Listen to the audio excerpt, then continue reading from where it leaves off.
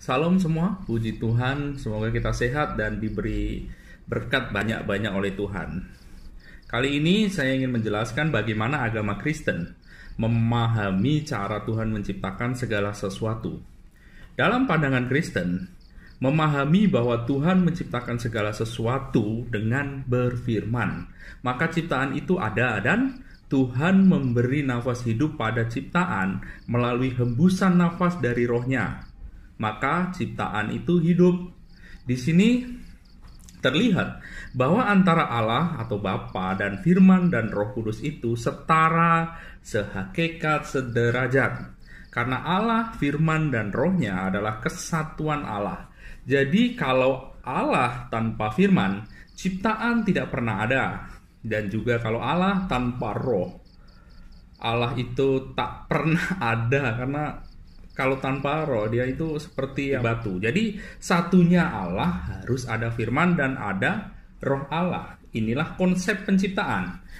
Konsep penciptaan ini tertulis dalam kitab Kejadian 1 ayat 1-3. Pada mulanya Allah menciptakan langit dan bumi. Bumi belum berbentuk dan kosong, gelap gulita memenuhi samudra raya, dan roh Allah melayang-layang di atas permukaan air. Berfirmanlah Allah, jadilah terang, lalu terang itu jadi. Di dalam ayat itu, di sana ada Allah, ada firman, dan juga ada roh Allah. Jadi dari ketiganya itu memang tetap eksis dari mulanya kekekalan itu. Jadi apakah Yesus juga, apakah Yesus ini biasa pertanyaan, apakah Yesus juga andil dalam penciptaan? Yesus sebelum jadi manusia, dia adalah firman Allah. Bahkan sesudah jadi manusia, dia itu kekal adalah firman Allah. Dalam Yohanes 1 pasal 1-3. Pada mulanya adalah firman. Firman itu bersama-sama dengan Allah, dan firman itu Allah adalah Allah. Ia pada mulanya bersama-sama dengan Allah. Segala sesuatu dijadikan oleh Dia, dan tanpa Dia tidak ada satupun yang telah dijadikan dari segala yang telah dijadikan. Dalam ayat itu, posisi Yesus ketika penciptaan adalah sebagai firman Allah yang digunakan Allah untuk menciptakan segala sesuatu.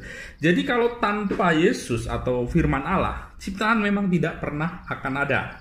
Jadi andil Yesus dalam penciptaan adalah sebagai firman atau pikiran Allah. Seperti kita manusia lah kan, pikiran kita atau firman kita gunakan untuk berkata-kata, untuk menggerakkan seluruh badan, atau untuk kita berkarya atau bekerja. Demikian juga firman Allah atau Yesus digunakan Allah untuk berkata-kata atau berfirman, dan untuk berkarya atau menciptakan segala sesuatu. Demikian juga dengan roh Allah atau Roh Kudus. Andil dia adalah memberi hidup kepada ciptaan itu melalui hembusan nafas hidup. Makanya ciptaan itu hidup. Jadi kesimpulannya antara Allah, firman Allah, dan roh Allah semua mengambil andil dalam penciptaan. Bapa sebagai sumber segalanya, firman sebagai yang melaksanakan apa yang diperintahkan Bapa. Roh Allah sebagai penyalur dari pemberi hidup dari semuanya itu. Itu loh. Makanya Yesus pernah mengatakan Bapa lebih besar daripada Dia, karena Bapa itu adalah sumbernya firman, dan Yesus itu adalah firman. Jadi yang berfirman dengan firman itu sendiri tentu lebih besar yang berfirman, tapi secara hakikat dan derajatnya sama. Karena kalau Allah tanpa firman, Allah tidak bisa berbuat apa-apa. Jadi Allah bukanlah siapa-siapa kalau tanpa firman gitu.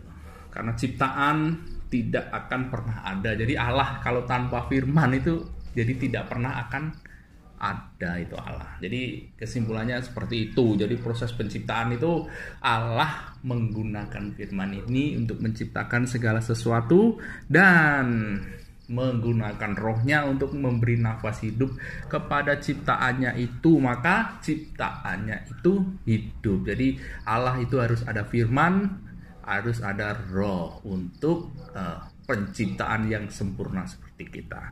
Terima kasih, Tuhan memberkati.